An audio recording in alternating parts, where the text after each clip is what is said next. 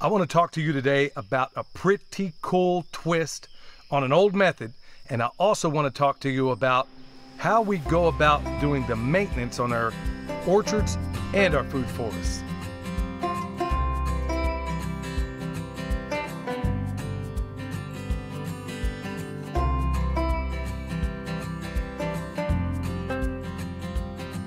All right, y'all, before we get into it, I want to let you know that we now have Comfrey Salve, 3/4 of everything, well, just about everything in that salve container came from here on the property. This Comfrey, also the beeswax, only one item, and that's the organic olive oil that we didn't produce. Anyway, really cool stuff. We got it at the website if you want it. Okay, right out of the gates, there's a method of training your trees, and in the past I've called it exfoliate, which, you know, hey, I grew up in Oklahoma, so give me a break. So exfoliate, or as they say in... There's no X. Espalier, or as they say in France, espalier. Anyway, it's a way of training your trees. Of course, I got it from the great Stefan Subkowiak. You want to check out his work, also his YouTube channel. Man is a complete genius. So folks, this is what we do. It's like going right back to it. We treat what we do on this farm like a MMA fighter does, okay? So you have a boxing coach, you got a wrestling coach, you got a jiu-jitsu coach. We do the same exact thing. So we try to bring the right dog to the hunt, but when it comes to trees, we have about 7 different coaches, and he's one of them.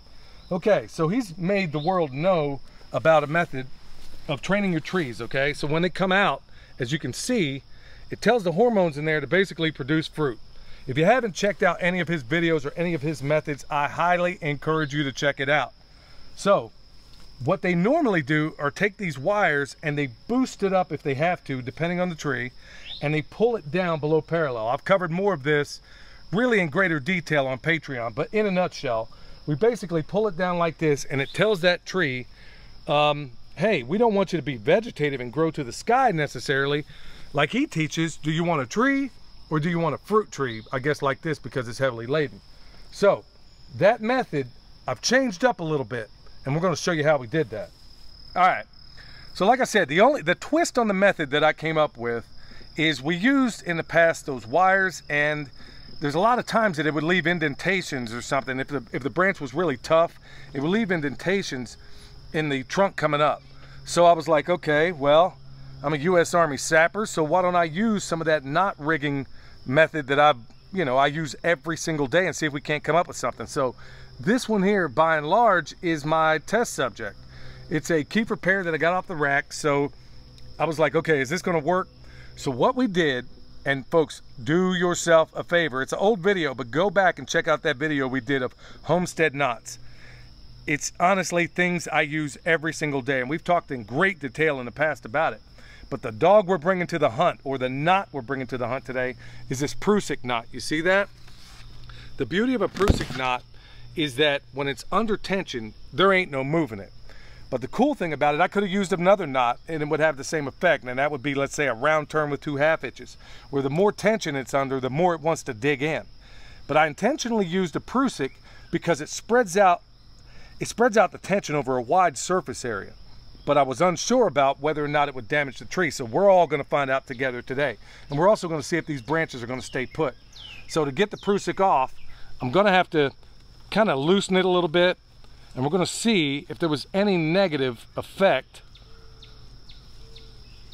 to anything. We're going to check the limb, and we're going to check the trunk and see how it panned out. And I intentionally used orange 550 cord. That's what, if anybody's wondering what I used orange 550 cord to make this happen. Now, I think it would probably be more ideal if I used like a natural fiber, like a hemp or a cotton or something like that. But 550 cord is what I had on hand, and we're going to see how this pans out. Okay, well, it's a little bit of indentation in there. So let's check this one up here. This one's been on longer. Okay, no indentation at all. Let's try this one up here. It may be slightly indented, but I don't see any damage, and that's what I'm liking so far. So, like I said, we all have rope on hand, or you should if you're a homesteader, and we see slight indentation there, but I don't see any real damage anywhere around. So as you can see, take a look at this branch, y'all. It's doing exactly what it's supposed to. So it's trained. I don't need to mess with it anymore. I can take that off. Same thing, this one could probably go a little bit longer, but in fact, I think I'll just go ahead and put that back on, but I'll do it here when I'm not filming. So there is a pretty cool twist. Let's make sure this part isn't damaged.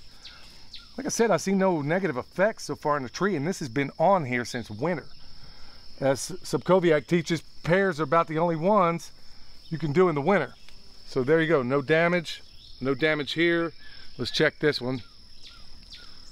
Okay, no damage in anywhere. So if anywhere, if any place at all, it left a little bit of an indentation in here. So the way I'm going to correct that in the future is I'm going to do it incrementally. This one I did. So those are the mistakes I made. So let's say it started up here. I had a little bit of tension. It brought it here, then brought it a little bit more. Now the beauty about a Prusik knot is that I can, once I take the tension off, I can slide it down a little bit more, you see? And that's exactly what we did. So this is why we left no indentation in there. So we want to do it, like I always say, it's a ward that's not won in miles, but in inches. Now that we showed you this cool technique, let's talk about how we do the maintenance on everything else.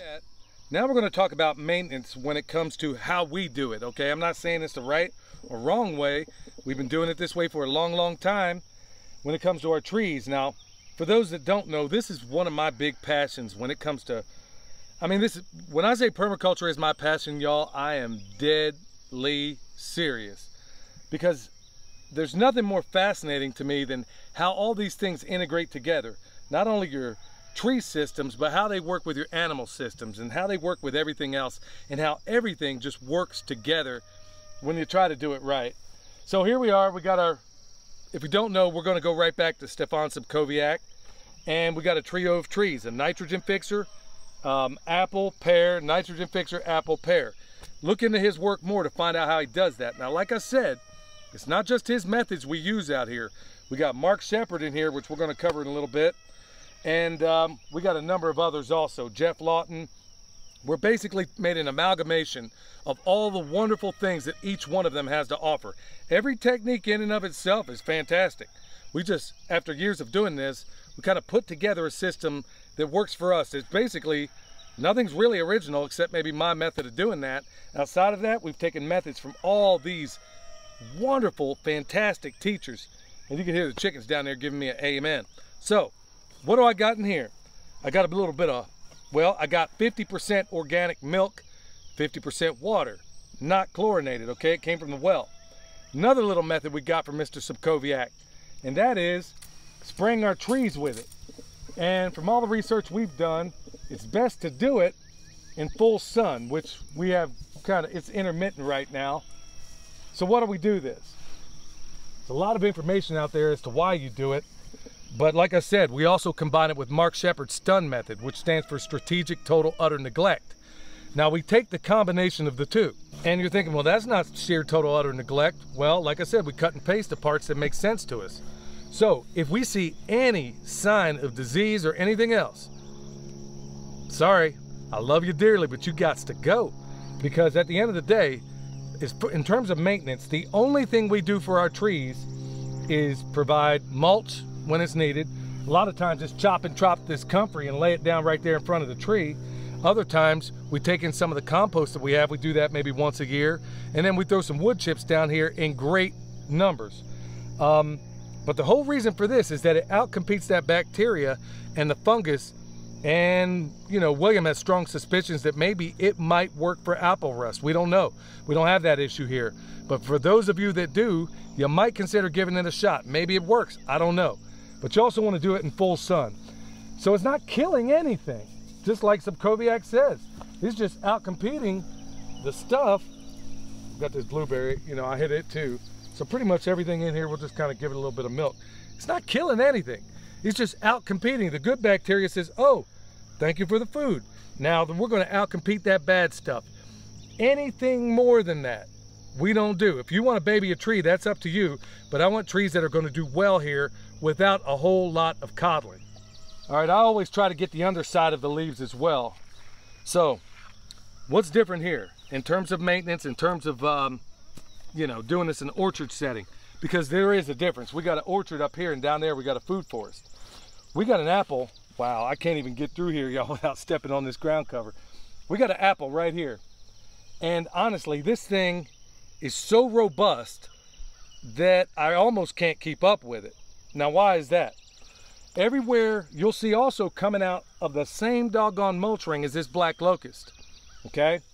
So in terms of maintenance and in terms of growth, every single place there is a black locust or a nitrogen fixing tree or a legume tree growing in very close proximity to our productive trees, in every single one of those areas, those trees are booming. In fact, I've cut this thing back 3 times already, and it's still going like gangbusters. I haven't trained it yet, haven't really had a chance. That's how robust it is. So it's a double-edged sword. When you do this stuff, you got to ask yourself, okay, is it a little bit too much growth? Is it growing too quick?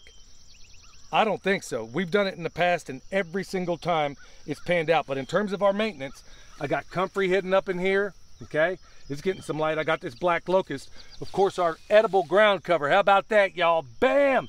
We got probably 55 gallons so far in just a couple of months as a byproduct of just good management. How cool is that? So, all I got to do in terms of maintenance, I will chop and drop this thing. I will coppice it, which means I take it down to the ground. There are cases in some climates where you want a pollard, where you cut it up here. In my case, I want to coppice that, bring it down to the ground. Now, what's going to happen in terms of maintenance? This black locust will self-prune its own roots for the benefit of this tree. How cool is that, y'all? This is what nature does. All we're doing is replicating it. So let's move on in terms of maintenance. All right, in terms of maintenance also, when it comes to our mulch ring, and I was at the Holler Homestead a while back, and I was talking to them, hey, if you grow enough comfrey around there, you'll never have to mulch it in the traditional way anymore. So we got comfrey coming out of our eyeballs, and we can't get enough of it. We're not even close. Not only do we feed it to our animals, we make Comfrey Salve out of it now. We use it in our compost piles, but here's another place we also use it when it comes to tree maintenance. We get up here. Now this is best done. I don't have it with me because I didn't plan well. I usually do this with a rice knife. It's best to do it with a rice knife, I think. It just makes it more efficient. So all this comfrey that people say, oh, you can't plant it in close proximity to your trees. Well, this peach was this tall last year. Now look at it. Okay, so like I said before in the last one of the previous videos, that a lot of everything we're told about everything is a lie. Now, that's another story altogether. So we got a mulch ring around here, okay? And it ain't much there. So all I'm gonna do, all that comfrey I just cut, that I'm chopping and dropping, this is how I'm dealing with it. I'm gonna literally use it as a mulch ring all the way around this thing. So this is why I can't get enough of it. Now, what I like to do, now in the past when we've had mimosas coming out of the wazoo, I know a lot of people are critical of this, and we're moving away from mimosas. And if they're in your area, that's fine, but maybe don't bring them in if you don't have to. You probably got another nitrogen fixing tree you could use. Like I'm gonna start using in very short order, I'm gonna start using, before we've used California false indigo, now we're just gonna use regular false indigo, but that's a double-edged sword. I'm gonna plant that false indigo, and what I would normally do is keep it in close proximity for efficiency's sake. So I got my comfrey close and my false indigo. I'll coppice it, break it up, and lay it in here along with it. So that false indigo, once again, will self-prune its roots to the benefit of this tree, but you don't want to do that with a black locust because it ain't, one of its many virtues as a black locust is the fact that it doesn't easily break down. That's not what you want. But here's the negative side of a false indigo, is that we got animals all over this place. You don't want your cows eating it. You don't want your sheep eating it. By and large, they stay away from things that they find toxic, or they will eat just enough of it to give themselves some sort of medicinal remedy, okay? That's what we do in terms of that kind of stuff. So I'm gonna put a California or a false indigo in close proximity, cut it up, lay it down, and then lay the comfrey on top of it. But folks, this is the beauty. This is what drew me so much to permaculture, is the fact that I'm an efficient person by nature. I detest inefficiency. It's also a flaw too, because it makes me impatient sometimes. I want things in close proximity that require very little maintenance. I can reach over here in the same place, grab me a strawberry or 2 or 3, In very close proximity, I can get that comfrey. I can harvest it. I can do stuff with the leaves. I can also take that comfrey, put it in a mulch ring, take this false indigo, put it in the mulch ring. All these things that are already on site. I don't need to go somewhere else to get them. How beautiful is that? How beautiful is that? And that is why I love permaculture so much. We got rosemary poking up out of the bottom of here. So it's another good reason why, you know, trimmed up some of that comfrey a little bit. So maintenance, that is another cool, easy way to maintenance your stuff. Let's move on. Okay, in terms of maintenance, and I'm going to try to weave in a couple of things here. We got this Florida King peach, another experiment. But what do you see here? So we got my actual peach tree that I want right here, but see all these sprouts coming up off the bottom of here? You want to know why that's happening? It's because the graft union, which is where the scion meets the rootstock, is below the surface, is below the ground. Folks, that's one of the things that aggravates me most, is when you buy a grafted tree and they give you that much of the rootstock before you get into it. So it's hard to plant that tree and keep the graft union above the surface, which is what you want. When it's below the surface, this kind of stuff happens. And I'm gonna pull it out and I'm gonna show you what I mean. Right down here, and there was no way around it. So I got a tree down here putting energy. There's the graft union. I got a tree putting energy in a place I don't want it to. Because if it's putting energy down here, then it's not putting energy up here. So where that area meets the graft union, you want it above the surface.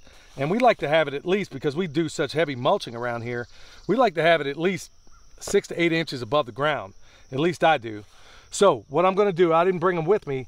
What I need to do, and it's better to do this sort of thing when the tree is dormant, but I do it when I'm able. And this is one of those times. I'm going to cut this off, I'm going to cut this off, and I'm going to pull this away to try to keep that graft union above the surface, okay? So you can do some kind of pruning. I mean, there's a number of different ways you can go about this. There's nothing wrong with doing it that way. So that is just and look at what we got nearby, y'all. This is part of the orchard that we just put in this last fall. The other side you see over here is about 1.5 years old. So literally everything was about this side over there about 1.5 years ago as bare roots, which is, by the way, the best way to plant a tree. And then look at them now. I mean, these things are extraordinary. And I want to thank all those wonderful teachers out there, people that really I look up to, and people that many of whom I can't wait to meet, for sharing with the entire world all this great stuff. And because we've been doing it so long, we've cut and pasted the best of all these different things. I don't know, you can't call it our system. It's basically a hodgepodge of all these wonderful teachers out there. And that's what, when you first do this, do the recipe. Don't go full steam ahead in creating your own method. It doesn't have to be. Just follow the recipe to begin with. But because we've been doing this so long, we kind of slowly but surely intermingled, like, hey, will this work? Will this work? Will this work? You know, putting garlic in here in close, proximity to the tree. That's one of the many methods we use. So folks, let's come full circle. It doesn't, in a permaculture orchard or in a food forest, the idea is to remove yourself as much as possible, ultimately. Or take whatever maintenance you have, like whether it's growing comfrey in close proximity, doing all these things, or growing your nitrogen fixer in close proximity so you can coppice it, lay it in there, make a mulch ring, have all your materials on site, whether it's doing it with the milk, which is going to outcompete a lot of that bad bacteria and fungus. Whatever the case may be, plan these things out on paper. Think about them for a while and then put them into action. But y'all, that's exactly what this channel is about, is to try to take all these different things, take all these different methods, and get you to ask. Put it this way, it's less important the things I show you than for the things that it makes you think. You see what I mean?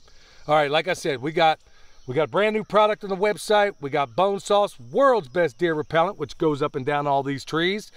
We also have all the things down below, whether it's an EMP shield, whether you need a freeze dryer, whatever you need, check out the descriptions. It helps us greatly. Tell everybody you know about. Take this video and tell everybody out, especially in this day and age where food security ain't all that secure, you dig? Tell everybody you think might listen to this and let them know what we're doing, and do a lot of it yourself, y'all. These are not tough things to do. You can do this. You can do this. That's the whole purpose of this channel, is to show you that these things are very much possible.